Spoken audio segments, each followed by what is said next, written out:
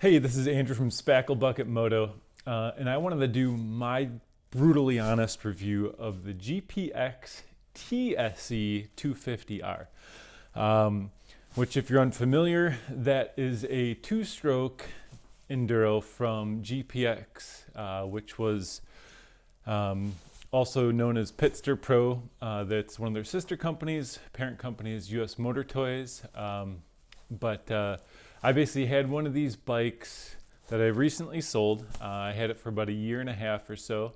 And I spent some time, I did a hair scramble race on it. I did a bunch of dual sports. I commuted on it. Yes, commuted on the two-stroke. And I just did a whole bunch of stuff. Some not enduro races, but rides up in the UP, down here for some dual sport events. And so I wanted to go through some of my stuff on it. And this is going to be a little lengthy because there is a whole bunch of info that I think needs to be put out in one lump sum area. And as you can see here, I've got just a few pages of notes here of stuff that I really wanted to make sure that I wanted to dive into and cover on it. And just give some of my personal takes on some of the nuances of the bike, I guess you could say. So basically, the TSE and GPX's other latest line of bikes are based on a knockoff of a Husqvarna TC chassis, I want to say, one of their MX bikes, the 2017 model. And then the TSE in particular has a engine in it that was originally produced by Yamaha for the bike called the DT230 Lanza. So this was originally developed for the Japanese market in the late 90s, and it was only a couple-year model. I think some other countries saw it. The US had a similar thing called the Yamaha WR200, but that was, when you dig down into the parts fish, the cases, a bunch of stuff was a lot different on that. So this is a bit different in that regard, but the engine manufacturing and tooling was bought up by an Asian company, and they are now the ones producing what is now the TSE 250R engine, which it's called a 250, but it is in fact a 230cc engine. My particular bike had fast ace suspensions on both the fork and the shock.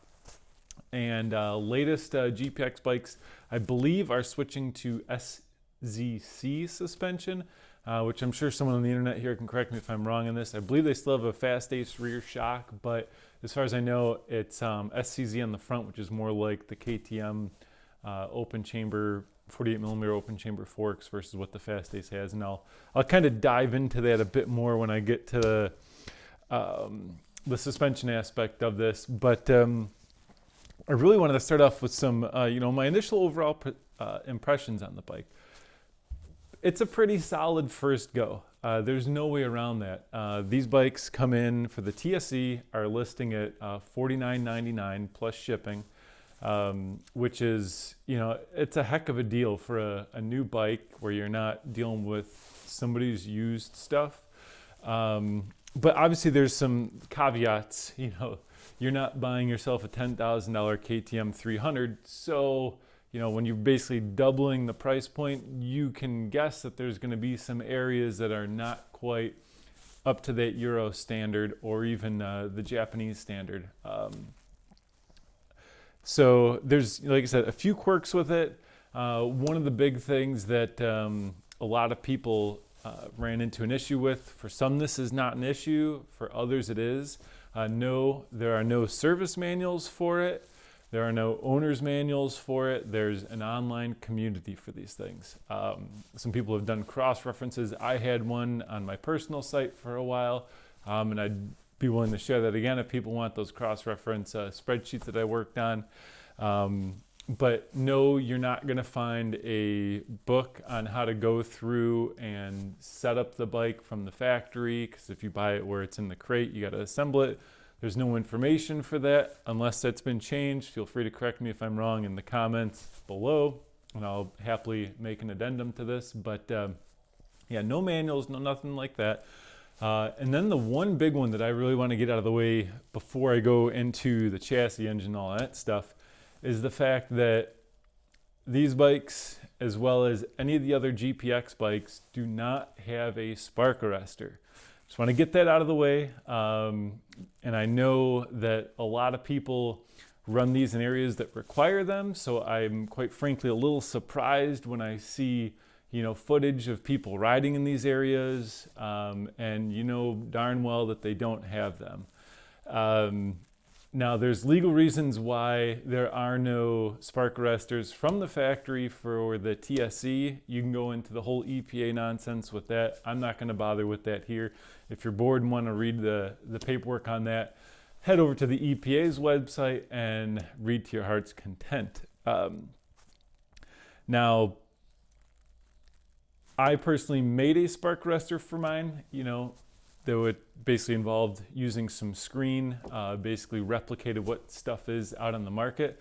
However, I know a lot of people will also tell you, well, just get a KTM muffler, kind of weld it on there, do this or that. I'm sorry, but these bikes are generally targeted at someone who's getting into the market and wants to have something with slightly better suspension and all that than a El Cheapo Honda or Yamaha.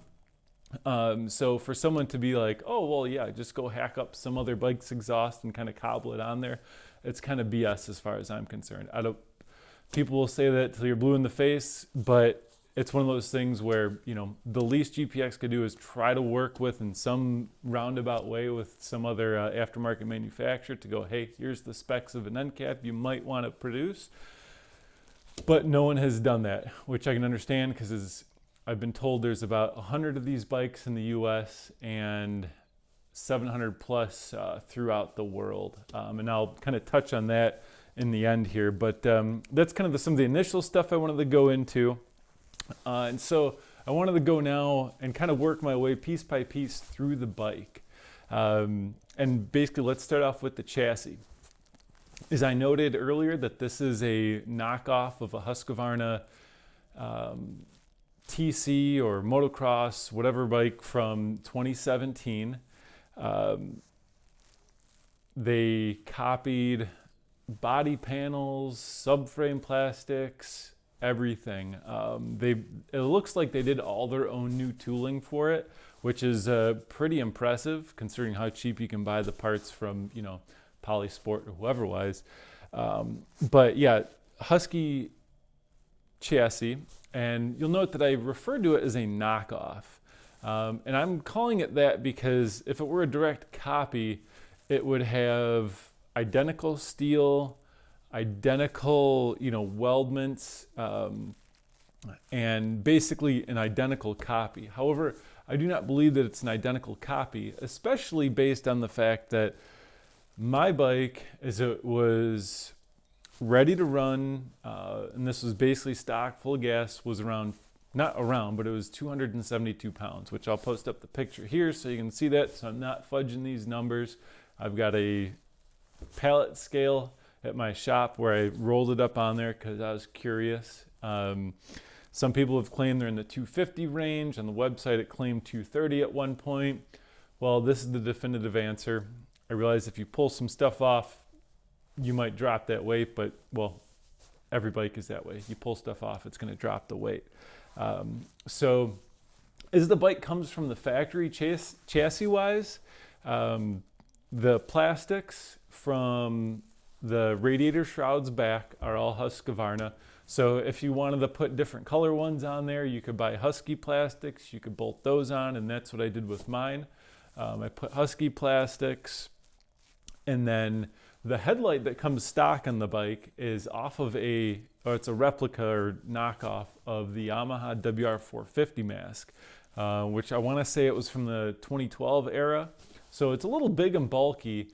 And one of the things that I've noticed with this bike in particular and a lot of the Chinese bikes is that instead of completely integrating something, they'll add an extra steel bracket to make this or that work instead of making it a complete coherent unit. So on the headlight, to get that to mount up, they had an extra steel bracket on the lower triple clamp, and that kind of worked onto the top, and basically mine never fit right. Add in the fact that instead of using a Husqvarna front fender, they opted to go with a Honda CRF 450 or something in that range. I forget the exact year. I'd have to look it up in my spreadsheet, but I'll try to post it up here. But yeah, Honda front fender on it. So I get it. They were trying to make it look different than just going, hey, this is a knockoff of a Husky with a different engine and different suspension. They were trying to personalize it a bit. What seems kind of silly with that is you made all the tooling for everything else. Why not spend a little bit more, make a custom front fender for it that bolts up to the stock mounting points? You'd be good to go. But they didn't do this. Same goes for the headlight. They didn't work in anything different, and so it felt a bit cobbled together. I didn't have mine long enough to really get a feel for how well the chassis was going to hold up, but when I felt the steel, you can kind of do a knock test. I realize it's nothing scientific, and I could put one of my hardness testers on there that I have at my shop and, you know, kind of try to do some ghetto tests on it, but the steel of the frame still felt a bit Chinesium to it. I could be completely off on this, and maybe the manufacturer on this will feel free to post up, you know, and they're not obligated obviously, but post up some sort of, you know, document stating, hey, this is the steel we used on it. But I do not believe that they copied the geometry and the tubing shapes and all that directly off of the Husky chassis. It feels a bit off and different from that.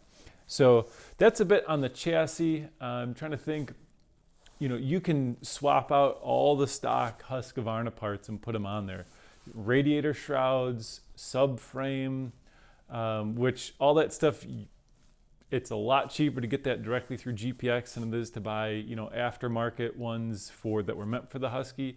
They're literally a third to a quarter of the price. It is almost insane how inexpensive they make those parts versus the Husqvarna and all that stuff. But airbox, all that stuff is basically a direct swap. Taillight, that is, again, a replica of the Husqvarna one. The plastic on it, to me, felt a bit more flimsy than what I had been used to. I had bought a Husqvarna replacement for mine because mine just wasn't fitting well, and the plastic felt different, and I'll kind of touch on that a little bit later when it comes to materials and everything.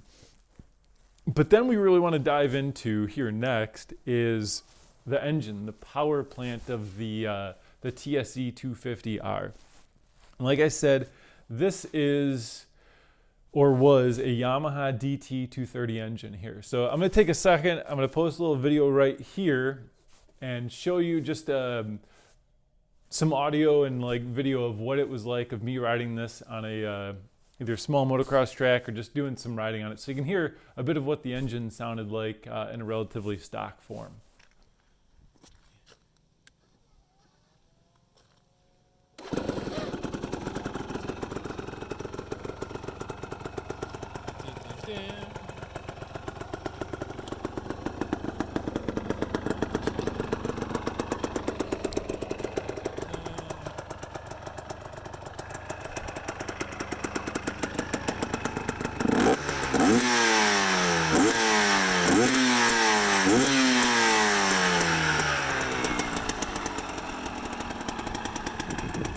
So now that we've kind of looked at that there, the DT230 engine, as I noted, was originally developed by Yamaha, and it was meant to be a very dual sport oriented engine. It was meant for people kind of commuting on it.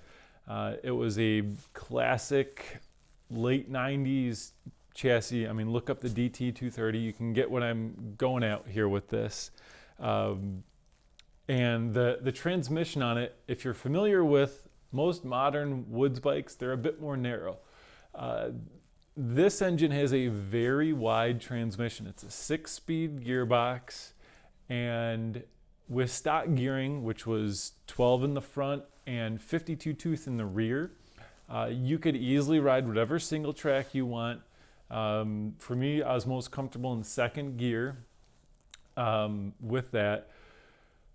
But at the same time, you could literally cruise on the highway at 55, 60 with that same gearing, and it was a incredibly smooth engine. There's no way around it. The engine was counterbalanced. It was a very smooth engine. Now, part of why it is smooth is that counterbalancer, and it also is a older engine that was heavy.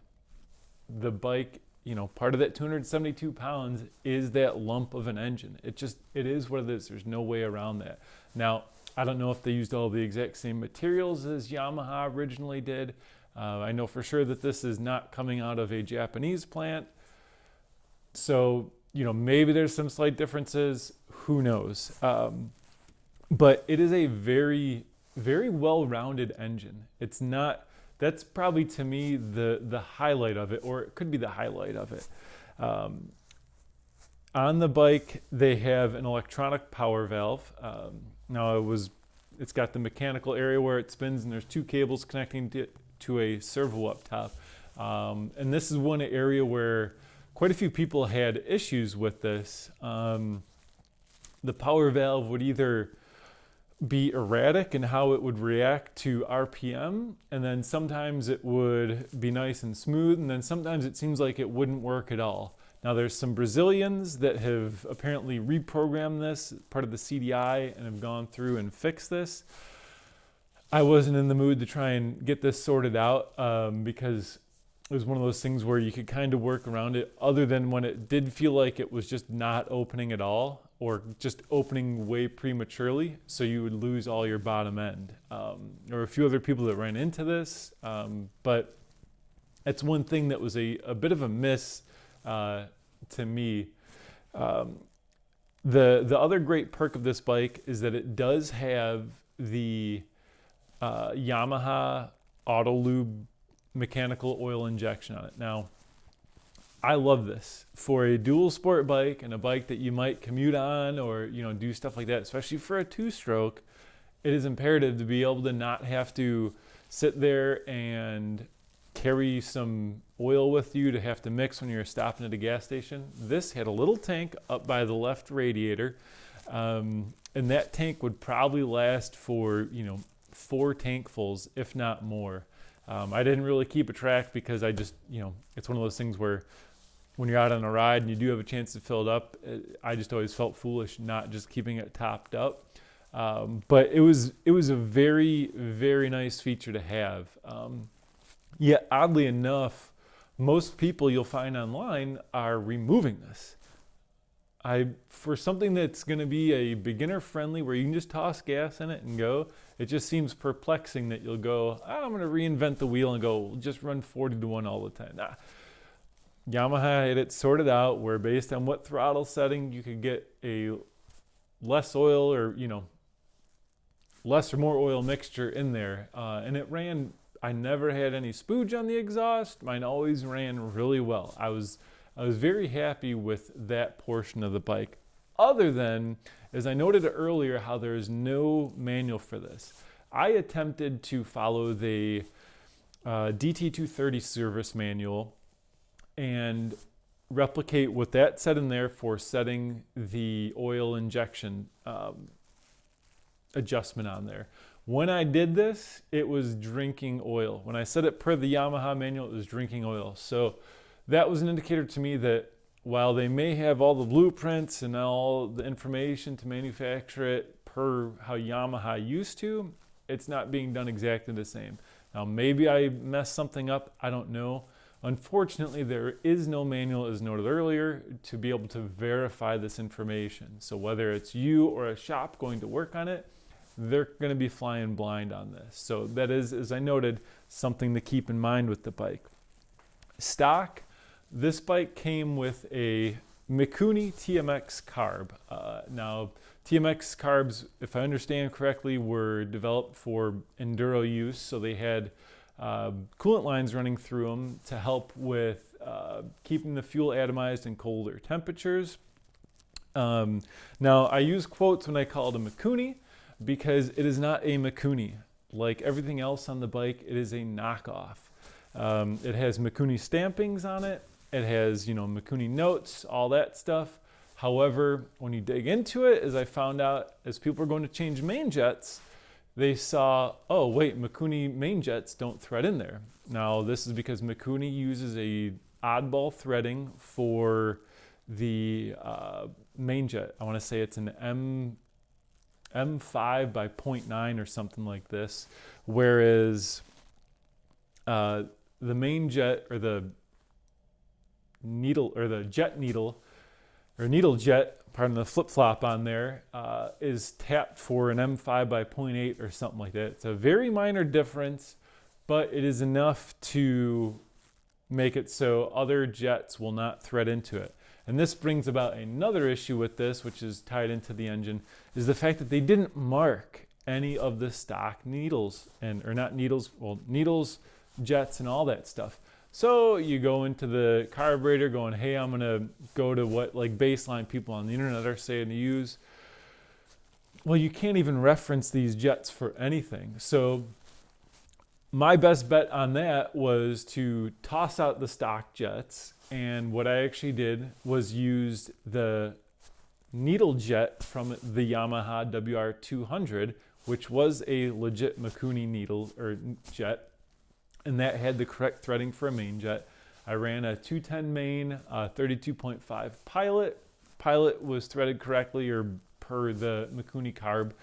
And then I forget how many screws out, but obviously that'll depend on your temperature and humidity and all that stuff. But that was one of those small things where you go, all right, this is part of that cost. I'm not paying for legit Mikuni stuff. And then also they sell a Key and PWK carb upgrade, which has a larger bore. As I found out, you lose a bit of bottom end with this, but again, I call it a Key and PWK because it is not in fact a Key and. They knock off everything from the Sudco sticker to the stampings to everything, but it's not a legit Key and carb. You just have to go ahead and go, hey, that's part of it. Now, I personally, if they're going to do that, I don't care, but don't stamp it with Key on the side. Put something else. At least be proud of what you're manufacturing. Just say, hey, this is a replica of this that we made some tweaks on, and we call it a Keepin carb or a Mukini or something. Just anything other than labeling it as something that it is not. And that, again, as I have been saying, it's a common theme with this bike and the GPX stuff in particular, is that there's all this stuff is knockoffs. And if you're okay with that, that's fine. You just have to be aware and understanding of that going into it. Now, they also do sell for it a race CDI, which basically takes the stock rev limiter, bumps it up a little bit, and adds a few degrees of timing. This again ties in with the more performance theme that I've noticed with a lot of people online with this bike, which to me is kind of ironic, as it's meant to be a beginner, nice, soft, gentle two-stroke, and it is completely stock. It's got that feeling, yet there seems to be a heavy push to do upgrades and stuff like that with it on it, performance-wise with the engine. Now, that could partially be because it is a very heavy two-stroke. I realize it's not apples to apples, but a YZ125 or a YZ250 is in the 230 range. So you've got a 40-pound difference. Granted, those don't have electric start or the lights, stuff like that, but it's worth noting it is a heavy bike. And one of the other things that they do also have was an upgraded exhaust chamber on it. A lot of people were saying, oh, the stock one, it's like so bulky. So they decided, hey, let's come out with a lighter one, which fine, other than the fact that it was a direct copy of the original one, other than thinner wall steel. So all it did was made the bike louder. And it was I should have a picture of this, but it was a roughly 1 pound savings for the bike. Not worth it when you can have something that's a good, beefy exhaust where, you know, if you're riding a two-stroke in gnarly terrain, which a lot of people like to do, you want to have that beefy chamber, so you're not, you know, you drop it on some rocks, you're not going to be fighting it, or it's not going to be denting it, stuff like that. So that's about it for the engine. I'm trying to think. There's, you know, it was a very smooth engine, very comfortable to ride on the street. I re-geared mine once when I was just messing around the street and basically geared it so tall that, you know, sixth gear was barely pulling, you know, you couldn't go into sixth unless you're going 55, 60 miles an hour. And even then it was bogging a bit. But to me, if you're going to go and get one of these bikes, keep the engine stock. Did have with the engine itself was with regards to the shift shaft assembly. Yes, it's a bit of a tongue twister. But middle of a race, I'm not sure if this was either me low siding on the left-hand side and the shifter side and overextending the shifter, or if it was just me coming off of a jump, landing on the shifter, something along those lines. But long story short, the shifter, something on it wore out. And so when I would go to shift down gears from third to second or fourth to third, something like that, the engine would either false neutral or go down 2 gears, or it would just do something funky. So what I found happened was the steel on the shift pawl and the shift assembly as a whole basically just got wore out. And so when it would downshift, it wouldn't interact with the shift star correctly, which if you're not familiar with these, I'll try to post a picture or video of it included here so you get an idea of what was going on. Now, show what this is doing, shifting. I was one of only a few people that have had this happen, and GPX did get me for, you know, $15 or something like that, replacement assembly, which worked relatively well. But my feeling on that was that as I tore it apart and kind of looked into things, was there was some sort of issue with either heat treating or something with the steel on the parts, because it was just didn't feel like a case hardened steel, and that was confirmed when I put it on a hardness tester. It worked, but it just did not feel right. Now, so we go down to first. When I put the replacement one in, I always had correct shifting. However, it never felt like smooth and precise. It was very clunky feeling. Now, as I found out when I initially put the new one in there, I found that this had to do partially with the fact that the stock shifter on it, the shift arm itself, was an aluminum unit with a steel insert that had the splines on it, and then I believe another plastic piece in there. So you had this whole little hodgepodge assembly to make it so it'd use a simple shift arm. But unfortunately, because of this, when you have aluminum with the steel with the plastic piece, it just puts in this whole area of slop. So I ended up ditching that unit, and I installed a aftermarket IMS shifter, which there's a handful of different ones that work, either from, you know, Honda 50 to a YZ125. It's a very common spline, so there's a lot of options for it. However, even with that and having that solid feeling at the boot, the shifts, you know, you can get that feeling when you go to click through the gears. It doesn't feel like click, click, click. It was more like and, you know, it wasn't for the oil issues. I always ran good, you know, ATF. Yes, I use ATF in the engines, but that was probably the biggest engine issue that I personally had with the bike, was that shifting.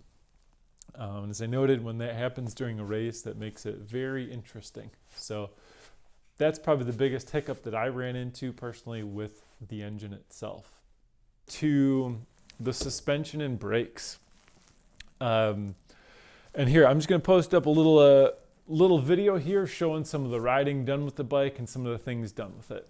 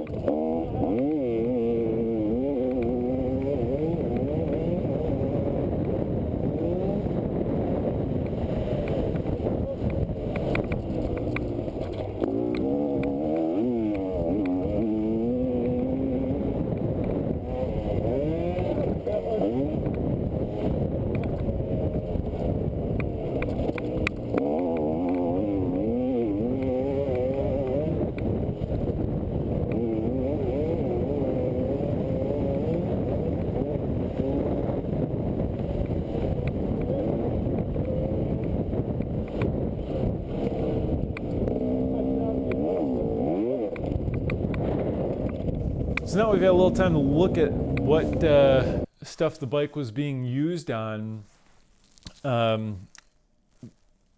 My gut impressions and what I felt with this suspension was that it was a very well-rounded suspension setup for the bike. Coming off of a 2013 KTM 350 with the older school 48 millimeter open chamber forks and PDS rear shock, going to something with a linkage rear suspension and these Fast Ace forks, which were a bit interesting inside, which I'll get to in a minute.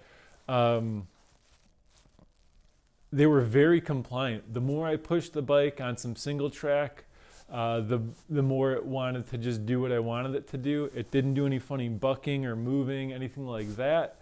And the greatest thing about it was that the bottoming resistance on it was phenomenal.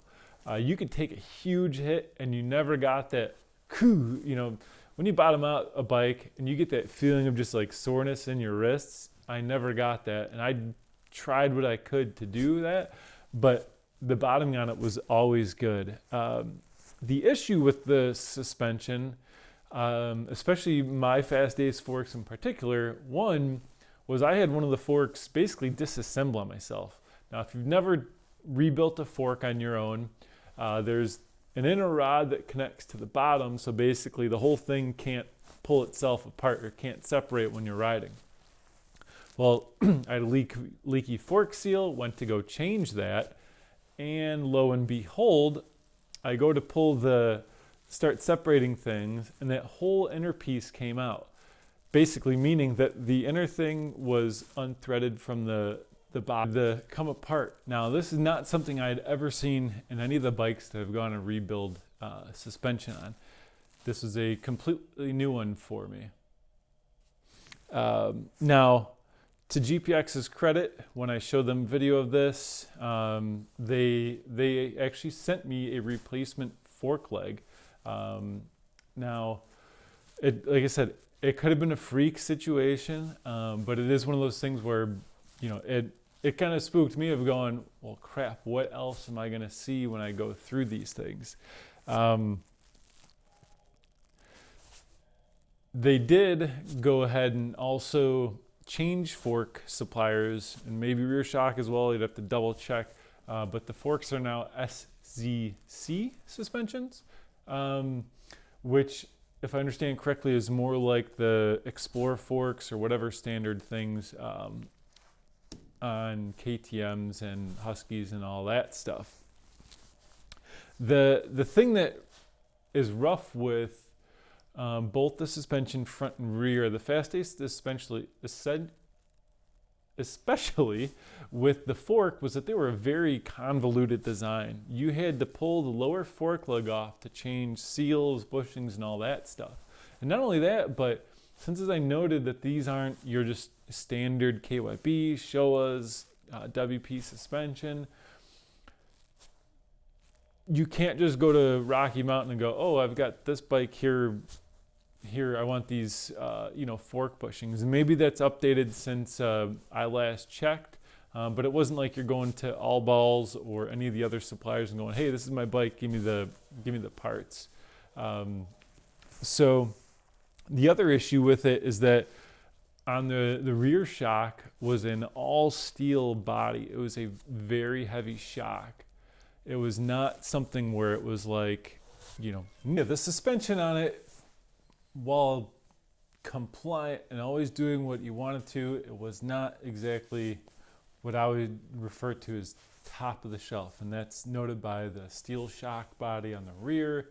And I haven't opened up the SZZ forks to know exactly what's going on inside. But again, with all things with these bikes, there's that knockoff component where, is this really that material, or what are they using in the fork here? What's all that there? But when I opened up my suspension, at least the fork, it was very, the bushings all looked good. Everything was still working well. But like I said, the Fast Ace forks were very convoluted in how you had to disassemble them, and just a lot more work to just do simple routine maintenance. And then the brakes on the bike, a lot of folks will tell you that they were, on par above with the Brembos on the KTM, stuff like that. I don't completely agree. They did have a very large brake rotor up on front, and so you had good stopping power, but I never personally had like that feeling of, I could just grab the brake and launch myself over the front wheel. I never had that. Now, I'd love to tell you that that's, purely in the chassis design, but I don't believe that to be the case. I made sure everything was bled nicely, and the rear brake at I want to say 40 hours, but the seals on the rear brake master were already dead. And so I was losing pressure trying to build up on the rear. And I ran into this during a race of all places, losing all my rear brake, and then at times having issues with the front brake as well, which, as you can imagine, in a race that gets a little sketchy, to say the least. But the rear brake, as I found out, is basically a Brembo master cylinder body with Nissan internals. And so this took a bit of fishing around to be able to find replacement parts for, because if you go, hey, I just want to buy this brake master cylinder, you're either hoping that GPX has it in stock to buy the whole thing, or you're going, hey, what other master cylinder can I cobble together on here? However, the only real option in that regard is to either go buy a KTM Brembo rear master cylinder or something like that, and given the price of those, you definitely don't want to have to be doing that. Whereas, like I said, I ended up finding that the internals were Nissan, was able to find an all balls rebuild kit. I think it was all balls for $10, and I was back going. But one of those frustrating parts with the bike, which really leads me into the overall componentry of the bike, which I've kind of noted it's kind of mix and match and kind of things put together here and there to form one unit. Everything, as I've noted, is a bit of a knockoff. Not so much a direct copy, but a knockoff in some way, shape, or form. The wheels on it, they were perfectly adequate, but as with everything else, they were heavy. They were heavy wheels, and I didn't really notice anything of it when I first got the bike. But then I go to spoon on some new tires, and you go to pick it up and put it on the tire changing stand, and it was like one of those things where I'd been used to all my prior bikes, where it's a wheel has some weight, but this had some weight to it, and you go, oh, okay. This bike would just feel so much more lively if that component spec was brought up a little bit. The construction of some of the plastic parts on the bike, just like KTMs and Huskies, a lot of parts have a threaded insert either molded in or heat staked into the plastic. From what I could tell, and I've got a background in molding and plastics and dealing with a lot of stuff exactly like this, they used a very rudimentary threaded insert design, and what most of them looked like was that they were either heat staked in instead of being molded in. Now, I could be off on this. I'm just going off of what it looked like from when I dealt with part stripping and all that, but I ran into that a lot. The threaded inserts were basically a straight knurl on them, either round boss pressed in with a the tapped hole in the middle. And a lot of them stripped out. The brass ones seemed like the threads tightened up and stripped out. So I had to go through and fix stuff like that. And comparatively with my 2019 KTM, which has a lot of similar things, the KTM stuff is just done to a higher spec.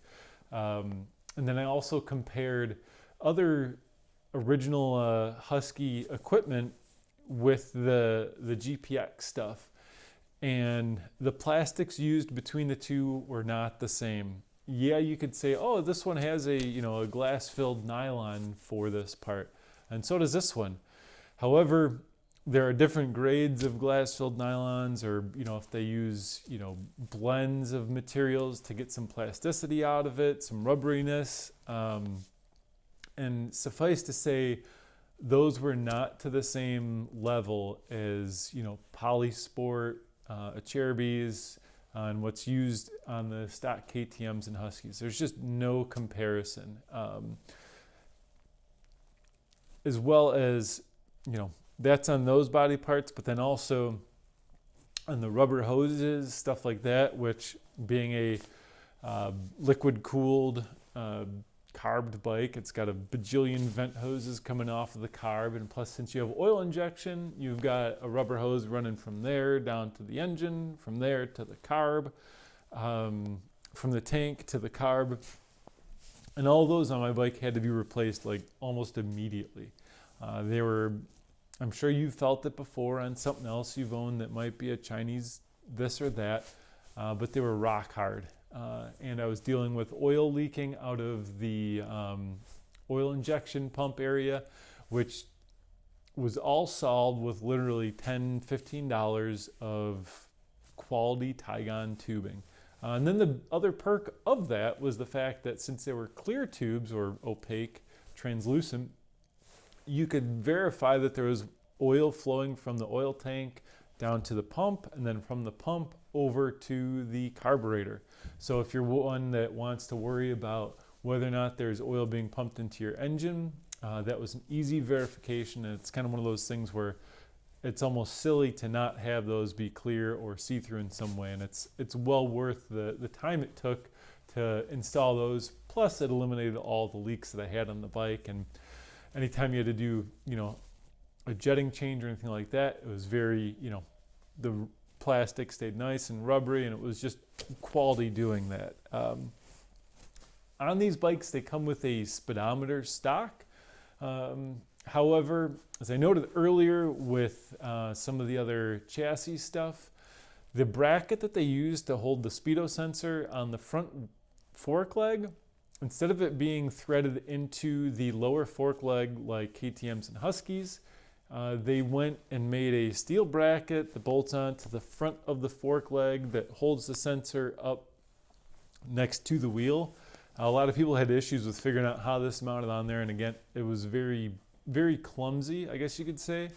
And then again, added to the weight of it. And then I ran into the issue with the stock speedometer.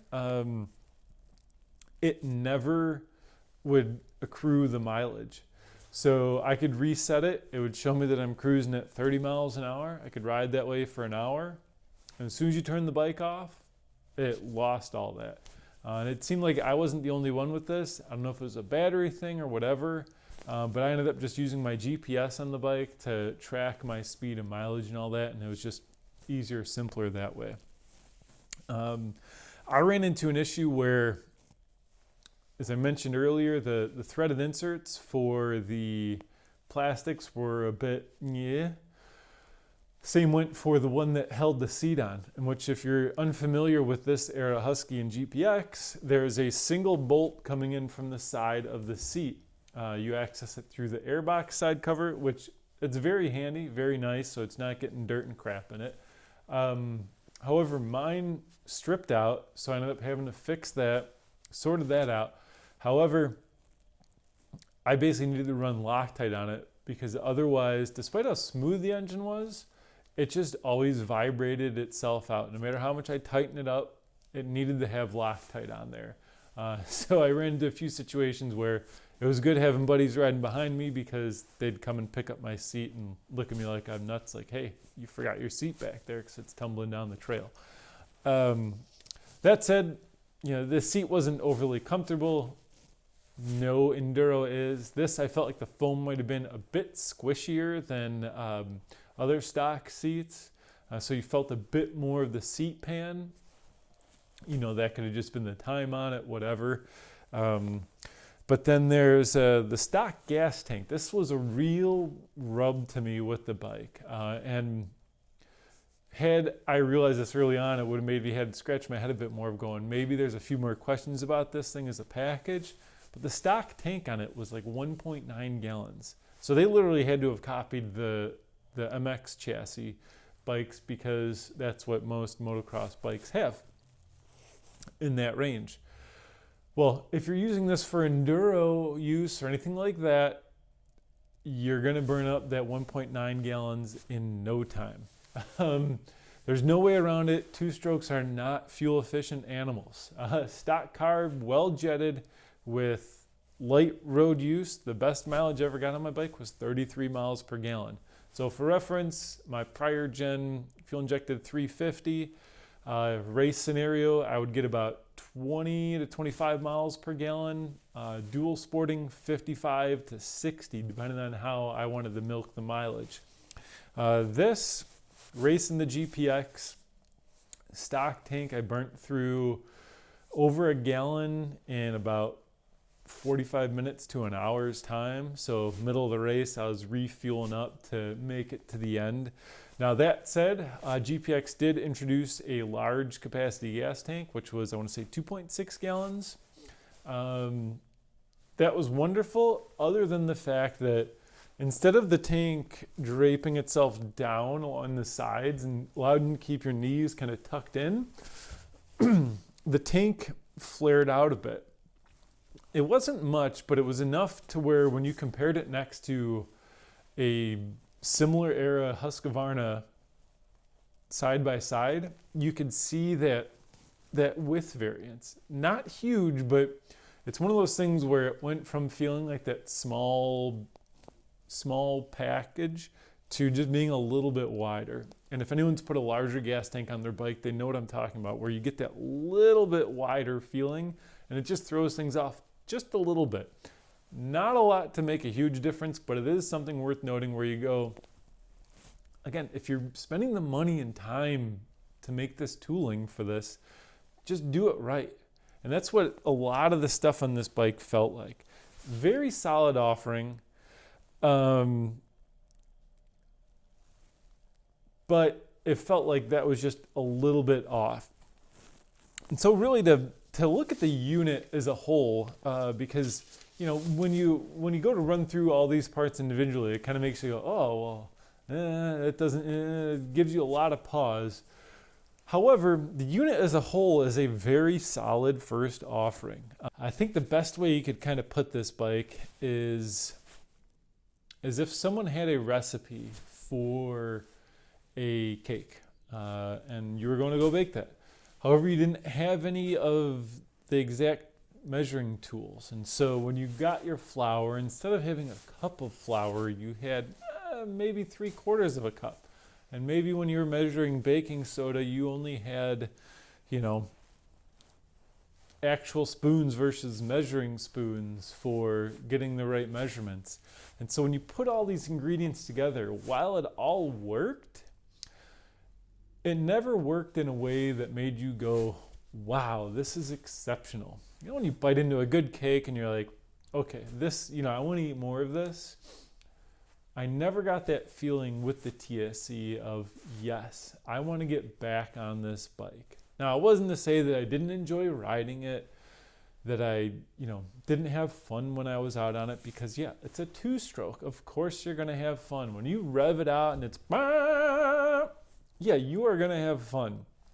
However, when I went to the garage, there's some bikes, when you get to them, you're like, yes, I want to get more time in the seat on that. I want to be pushing myself on this, or I just want to be out, having fun with it. I never had that. And so for me, it's one of those things where you go, weighing in the fact that, yeah, it's way cheaper than stuff on the market. However, resale value, that doesn't really jive. But it was never this perfect, good bike. And it's not to say that I don't like bikes with soul and character. I've, owned air-cooled Ducatis that ooze with soul. And I've owned bikes like a Honda Nighthawk 750 that were dull as a toaster. And those all have their place. But the TSE, the soul that it had was because of just poor manufacturing or just not being a fully baked cake, with, you know, partially included ingredients here and something good here, something not so good there.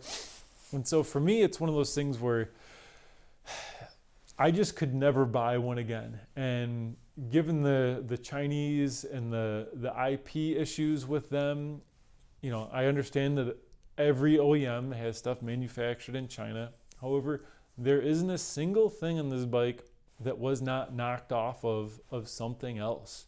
And so given all that stuff, it's hard or almost impossible for me to go, yeah, I would buy another GPX. And that's not to say that I don't understand that there is a place for something like this.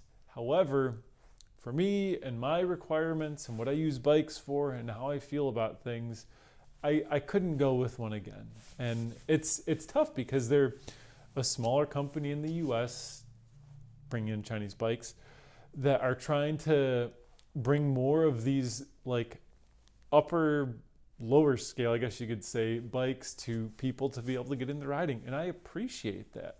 But the things I noted, you know, have brought in with this, and especially as noted, you know, the spark arrestor stuff like that, it really just causes pause for me to go like, no, not the right bike. And that's, you know, if you're the person that is okay with all the stuff that I've noted here, or, you know, don't mind the little, you know, asterisks with everything, or are just going, hey, you know, I like tinkering with things. I like doing this. I like doing that. You know, this could be a great bike for you. The guy I sold it to loves it, spends a ton of time on it. However, I do know it's not his only bike. And he also has a slew of, you know, Japanese and, you know, European bikes in his garage that he can ride at the same time. So, you know, that may be the ideal situation for one of these. So, you know, if there's any specific questions, comments, or concerns you have on this bike in particular, if I missed something, or if there's a detail that you want to know more about, post in the comments below. I'll happily take any, you know, criticism on this that you may have. And, you know, it's tough because I know as I read the Facebook group for the GPX and Pitster stuff, you know, you literally can't read a negative comment on these. And even, you know, Everride ADV, he, you know, had the great video on the SE250R, and he loved it as well. But I can't not be honest with what I think are the shortcomings and the positives of this bike. So as I said, comment below, like, subscribe, check out the other videos. I'll try to get as many TSE videos up as I can, links to other things. And if you, like I said, let me know your thoughts. I'm Andrew from SpackleBucket Moto. Peace.